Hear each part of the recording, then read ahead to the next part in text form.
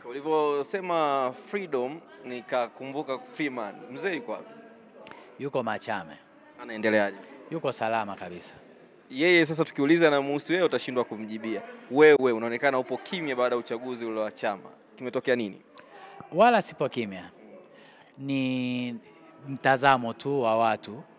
Nipo, sijawa kimya, na mahali ambapo nimepaswa kuzungumza kwa njia ya maandishi nimekuwa nikifanya hivyo.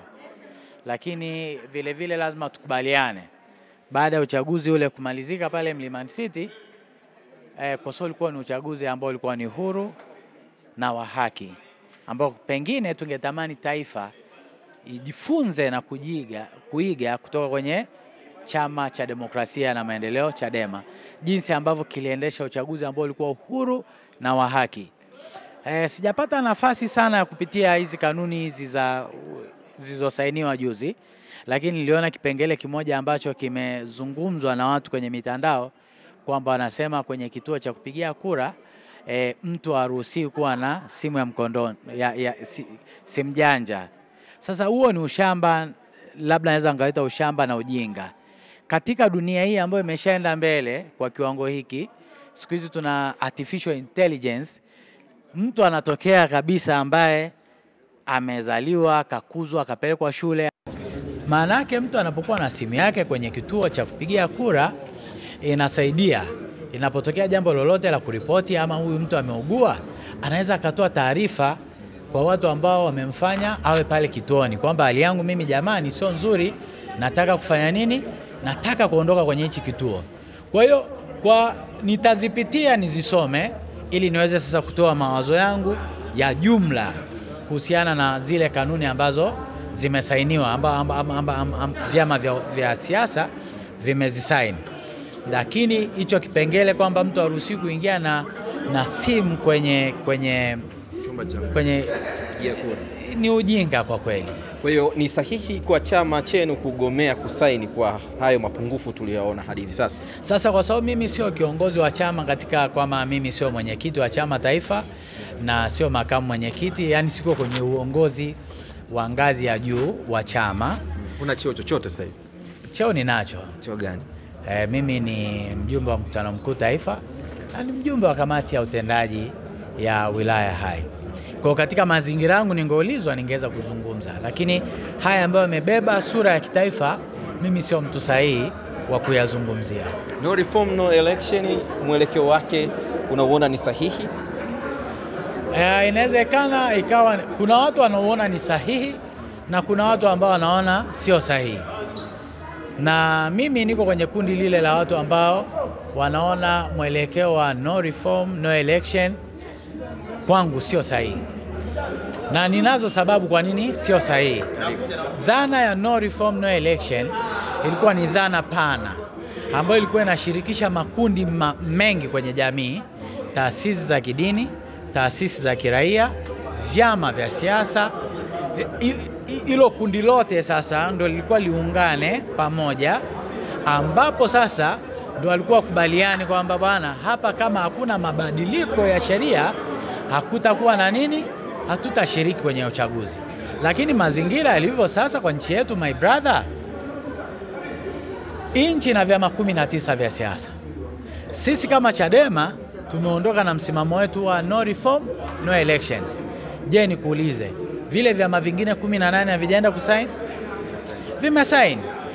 Haya, taasisi za dini, kwa mfano Kanisa Katoliki TEC, CCT, yote yanazungumza habari ya uchaguzi ambao utakuwa huru na wa haki, sio habari ya kwamba tusishiriki nini, tusishiriki uchaguzi. Kwa hiyo hii dhana awali ilikuwa ni jumuishi, kushirikisha makundi yote, ili serikali hii kama ni sikivu waweze kujua kwamba jamani, haya mambo tunayoyafanya makundi mengi kwenye jamii hayatuungi mkono. Jumuishi, kushirikisha makundi yote, ili serikali hii kama ni sikivu waweze kujua kwamba jamani, haya mambo tunayoyafanya makundi mengi kwenye jamii hayatuungi mkono. Kwa hiyo kuna reforms ambazo tunatakiwa tuzifanye ili basi chaguzi zetu ziweze kuwa za huru na haki. Kwa hiyo hiyo ni mtazamo wangu ama fikra yangu. Lakini pia ziko sababu za upande wa pili ambao waamini kabisa kwamba kama kutakuwa na mabadiliko ya sheria tusiwe na uchaguzi. Lakini sisi wengine ambao sasa tunajaribu kupima miaka 5 tutakubali kwamba sawa, hatutashiriki uchaguzi. Je, hivi vyama 18 ambavyo vipo havitashiriki uchaguzi? Jibu ni hapana. Vitashiriki nini? Vitashiriki uchaguzi. Vikishiriki uchaguzi maana yake ni nini? Vinaenda kuhalalisha haramu kuwa halali. Umeshanielewa? Na kelele itapigwa hapa kwamba uchaguzi wetu ulikuwa huru na wa haki. Lakini jambo la mwisho, hili swala la reforms, sisi kama Chadema tusiposhiriki kabisa kwenye election, ipi itakuwa nafasi yetu? Kwangu ninaona kama chama cha siasa tutaondoka kwenye reli. Ingawa baadhi ya watu wanafikiri kwamba tumekaa miaka 5 bila kuwa na wabunge, bila kuwa na madiwani, lakini chama kikafanya nini? Chama kikaendelea kuwepo. Sasa chama kiliendelea kuwepo sio tu kwa sababu kiliendelea kuwepo kwa sababu ya nadharia. Ipo kazi ya ziada ambayo ilifanyika ya kukifanya chama kifanye nini? Kiendelee kuwepo. Mimi ninachokiamini, kuna watu wengi leo ambao wako ndani ya chama chetu ambao ni watumishi wameajiriwa, wako makao makuu na maeneo mengine ya kanda zetu. Kesho kutwa ruzuku ya chama hii milioni 107 itakapoondoka, chama kiwa hakina hela kabisa, huu moyo ambao tunaona watu wanafanya pale kazi makao makuu, tunaowaona wakurugenzi, hawatakuwepo. Kila mtu atarudi kwenye biashara zake, kurudi kwenye mambo ambayo yanamhusu na familia yake. Sasa ipi itakuwa nafasi ya chama katika mazingira hayo? Chama kitapotea. Na kama hivi vyama vingine vitashiriki kwenye chaguzi, kuna vyama vitafanikiwa kupata wabunge, watakwenda bungeni, wataendelea kufanya siasa ndani ya bunge na nje ya bunge. Kwa sababu gani? Wana rasilimali fedha. Mtu mwenye fedha, my brother, kwenye society, kwenye jamii, anaheshimika, anapewa kipaumbele. Chama chetu kikishia kuja kuwa fukara, na mimi nawaambia watu sana, hii nchi ina vyama vingi, viko 19. Leo msuguano mkubwa umekuwa baina ya Chadema na Chama cha Mapinduzi. Kesho kutwa Chadema ambayo imejengwa katika misingi hiyo ambayo tumekuzwa katika mapendo. Chadema naweza kukwambia falsafa yetu, ziko sera, itikadi, iko katiba ya chama na miongozo ya chama na miongozo ya mabaraza. Lakini sisi tulijengwa zaidi katika hali ya kujitoa kwa chama.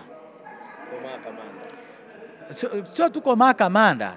Leo unakuta mtu ameandaa jimbo la Arumeru, ameandaa jimbo la Mbozi, ameandaa jimbo la Katavi. Huyu anayepambana kwamba anautafuta ubunge ndo anafanya chama kwenye ile eneo kiwe hai. Leo amejiandaa kwa miaka 5, tunakuja kusema sisi kama chama hatuendi kwenye election, hatuendi kwenye uchaguzi. Tunaweza tukawapoteza hawa watu, potential candidates.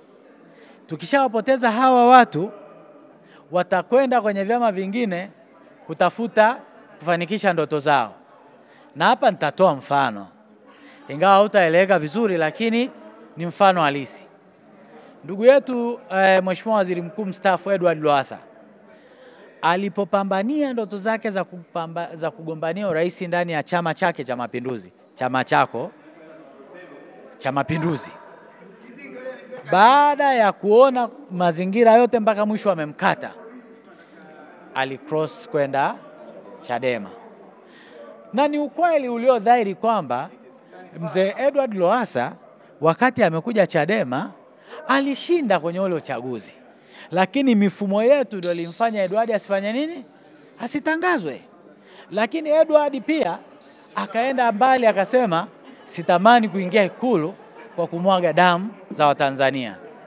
Ingawa naamini kipindi kile Mheshimiwa Edward angetamka neno lolote, na kwa jinsi ambavyo kulikuwa na mwamko wa kisiasa. 2015 ndio kipindi ambacho kumekuwa na mwamko wa kisiasa kuliko kipindi chochote toka tumeanza mfumo wa vyama vingi katika taifa letu. Tutakubali ama tukatae. Kwa hiyo ile jitihada ambayo iliyofanywa kipindi kile na ile hali ya mzee Edward Lowassa kusema kwamba hataki kwenda Ikulu kwa kumwaga damu, akarudisha msimamo wake nyuma, watu wengi walifanya nini? Walikata tamaa ya kupiga kura. Of course Chama cha Mapinduzi kimekuja kimeendelea na michakato yao ya namna ya kuiba kura, wakurugenzi hawa watendaji wa vijiji wamefanya mambo mengi ya kijinga. Lakini pamoja na ujinga mwingi ambao umefanywa, my brother, I can tell you, kama tumbili wanasumbua kwenye shamba kula mahindi, ukalisusa shamba kwa sababu tumbili wanakula mahindi, maana yake hata nyani watakuja kufanya nini? Watamaliza hilo shamba. Sasa hauoni msimamo wako huu watu wanaweza wakahusisha G55 kwa sababu haujawahi kuonekana kwenye kamera? Leo kwa mara ya kwanza umetoa msimamo ambao kama unafanana nao, wakapiga mstari kwamba G55 inatokana na mlengo wa mwenyekiti mstaafu kwa maana ya Mbowe, kwa sababu mtoto wake ameonyesha ana support. Inaweza kawa sio movement yao, lakini kile wanachokiona wao kinafaa. Na hapa ningependa ijulikane, kuna mtu anaitwa Freeman Aikaeli Mbowe na kuna nafsi nyingine ya mtu anaitwa James Mbowe. Hao ni watu wawili tofauti. Na movement yangu mimi ya kwenye siasa nimeibuild mimi kwa utaratibu wangu, sio kwa sababu ya Mheshimiwa Freeman Mbowe. Na hata ninapozungumza mawazo haya, mimi sizungumzi kwa niaba ya nani? Kwa niaba ya Mheshimiwa Freeman Mbowe. Na by the way ni kwamba ni vile tu waandishi ama na watu wamesahau, Mheshimiwa Mwenyekiti Mbowe alipomaliza kuzungumza maneno yake ya mwisho pale Mlimani City, alisema anakwenda kutafuta nini? Mafekeche, fedha. Na ndicho kitu ambacho amekuwa akikifanya. Hajihusishi na jambo lolote la kisiasa kwa sasa, ingawa yanasemwa mengi. Amekaa kimya, watu wanasema Mbowe amenyamaza sana, lazima yuko nyuma hii mipango. Ni mambo ya uongo tu, umeshanielewa? Yani Freeman ambaye amekijenga hiki chama kwa umri wa ujana wake wote, kwa miaka 30 na ambao amekuwa kwenye Chadema, hawezi kuridhika kukibomoa ama kukiharibu chama chake. Kwa na lazima pia tukubaliane, hiki ni chama cha demokrasia na maendeleo. Katika demokrasia kuna mawazo kukinzana, na ndio maana kwenye hiyo hoja yangu ninatarudi tu kusema, wakati wa mchakato wa maridhiano ndani ya chama, kuna baadhi ya viongozi ndani ya chama chetu na wengine wakiwepo kwenye kamati kuu hawakukubaliana na mtazamo wa maridhiano, na akiwepo ambaye ni mwenyekiti wetu wa chama kwa sasa na kina Godbless Lema, hawakukubaliana na mchakato wa maridhiano, wakawa wanapinga hadharani, wanazungumza kwenye mikutano ya hadhara. Si unanielewa brother? Kwa leo kwenye chama kuwepo na watu ambao wanataka kushauri, jamani, sisi hiki chama tunavyokifahamu, tusipokwenda kwenye uchaguzi tukakosa ruzuku kabisa ya kuendesha kazi za kisiasa kwa miaka mingine 5 ijayo, hiki chama kitazorota na kuanza kupotea. Hao watu wanapaswa brother kusikilizwa. Sasa kuna watu huku ndani ya chama, kwa sababu chama chetu pia lazima tukubaliane kimetekwa na baadhi ya wanaharakati ambao wako nje ya Tanzania. Na Eriko alisema vizuri, kuna wanaharakati ambao wako mataifa jirani na wengine wako diaspora, ambao pia wengi wao wanaishi kwenye hayo mataifa kwa ujanja. Yani kuna watu wanafiwa hawezi kurudi kuja kuzika ndugu zao kwenye nchi yao. Kuna watu wanapata, yani ndugu zao wanapata na madhira makubwa, hawezi kurudi. Halafu hao leo ndio wamekaa wanachochea kwamba wanachochea kwamba inaitwa nini ile? No reforms, no election, tutaelewana. Where are they my brother? Hawapo kwenye ground. Kwa ndio maana nasema katika muktadha wa hiki chama kuna watu wamekipambania sana hiki chama kwa muda mrefu. ukimtoa Freeman Mbowe, wako viongozi wengine lukuki ambao wamefanya kazi kwa kujitoa kwenye hiki chama. Na hii Chadema ya leo bro unayoiona, watu wamekuwa wakifanya kazi kwa moyo wa kufanya nini? Wa kujitoa zaidi. Kipi kifanyike Chadema irudi kuwa pamoja na ikiwezekana mfanikiwe kwenye kile mnachokihitaji kuelekea katika uchaguzi mkuu wa mwaka 2025? Unaona kuna nafasi ya kukaa pamoja na kushiriki uchaguzi hadi hivi sasa? Kwanza, jambo la kwanza nafikiri jambo la muhimu ni muhimu tukatafuta namna ya mapatano, reconciliations, ili tuweze kurudi pamoja. Gap na chuki ambayo imejengeka miongoni mwa wanachadema leo ni kubwa. Kuna watu wanashutumiana na kupeana majina mabaya. Ovichi hao watu ambao wanapeana hayo majina mabaya ni watu ambao pia wametumia labda miaka 15, miaka 20 kwenye ujenzi wa chama hiki. Kwa hiyo kuja kuwatuhumu kwa tuhuma ndogo ndogo na ambazo hazina uthibitisho wowote, hazina ukweli wowote, hili jambo linazidisha ufa. Kwa hiyo ungeniuliza mimi ni jambo gani la kwanza lifanyike, lazima tutafute reconciliation. Hii kutimuana au kumtoa mtu kwenye nafasi kwenye chama cha siasa cha upinzani, wala mkomoi my brother. At least angekuwa huko CCM kwa mfano. Mtu akiwa huko CCM anaweza akajipendekeza kwa sababu anajua kuna kaukuka wilaya, kaukuka mkoa, kuna ukurugenzi, si kuna vitenda vitatoka hapa na pale. Upinzani bro, unamkomoa mtu kwa jambo gani? Mtu anatumia resources zake, mali zake kwenye ujenzi wa chama. Alafu unakaa kwenye power, unaamini katika kufukuza. Siasa lazima uangalie namna gani unaleta watu pamoja. Kwa mimi ingekuwa ni ushauri wa general, tuone ni namna gani tunakirudisha chama chetu pamoja. Unakirudishaje chama pamoja? Ni kwa kutafuta njia ya suluhu kwa haya mambo madogo madogo ambayo watu wanatofautiana, mnakaa, mnajadiliana, alafu mnafikia mahali ambapo mnaweza kufikia kwenye maamuzi kwamba jamani, okay, katika muktadha huu nafikiri sasa tuje katikati. Tumesikiliza hoja za upande wa kundi A na tumesikiliza hoja za upande wa kundi B.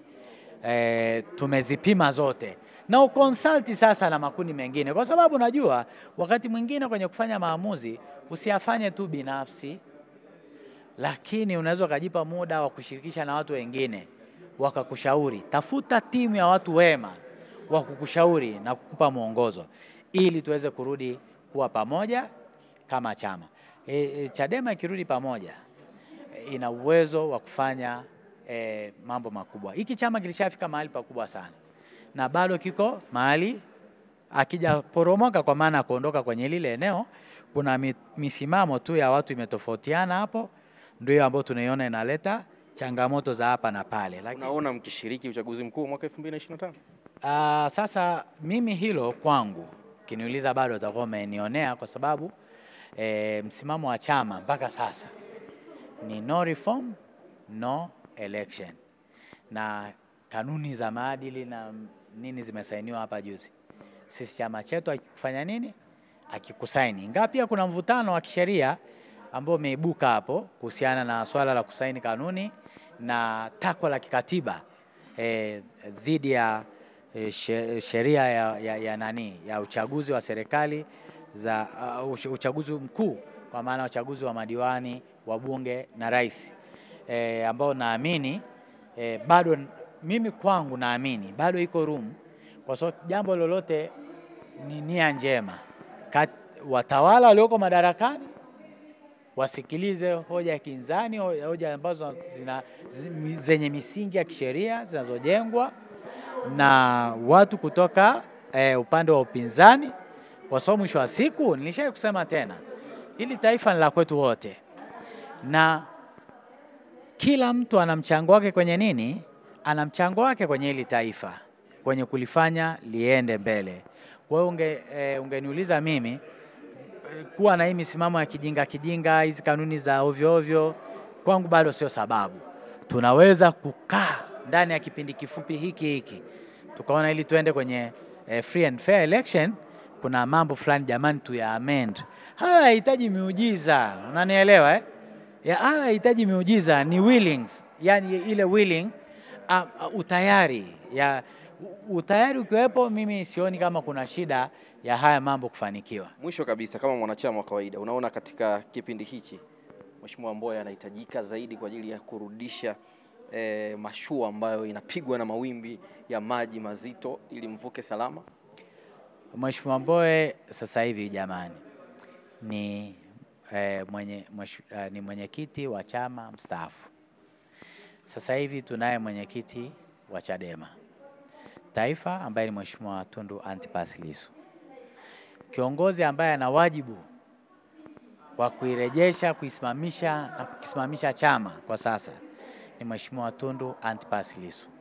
Ni sawa sana kusema kwamba kama tunauona uongozi wa Mheshimiwa Rais Samia na lega, tufikirie kwamba tunaweza tukamrudisha JK aweze kunyoosha mambo. Ni jambo ambalo litafanya nini? Halitawezekana. Kwa hiyo aliyoko kwenye kiti, aliyoko kwenye madaraka ndio mwenye wajibu wa kuyaona hayo. Yawezekana anaona kuna gap, ama vile vile yawezekana akaona hakuna gap. Kwa hiyo hayo mawazo ni ya kwake na ile timu ambayo ya watu ambayo inafanya nini, inamshauri wamuongoze vema mwenyekiti ili aweze Habari hii inatokea jijini Arusha, inahusiana na hoteli ya kimataifa ya Parrot Hotel. Hoteli hii ina hadhi ya nyota 4 ya ukweli iliyopo Kaloleni jijini Arusha. Jengo lake ni la ghorofa lenye floor 13, vyumba 116 vya kulala vyenye hadhi tofauti. Hapa kuna executive suite, junior suite, executive, standard bedroom, double deluxe na twin bedroom. Parrot Hotel ndani yake ina migahawa miwili. Mmoja ni maalum kwa ajili ya kupata kahawa za aina zote. Sehemu ya pili ni ya kupata chakula pekee. Hapa kuna bar maalum yenye swimming pool iliyopo floor ya 3. Kuna kumbi za mikutano kubwa 2 na kumbi ndogo kwa ajili ya vikao. Katika Afrika Mashariki, Parrot Hotel kwa sasa ni hoteli ya mfano kutokana na ubora wa huduma zake.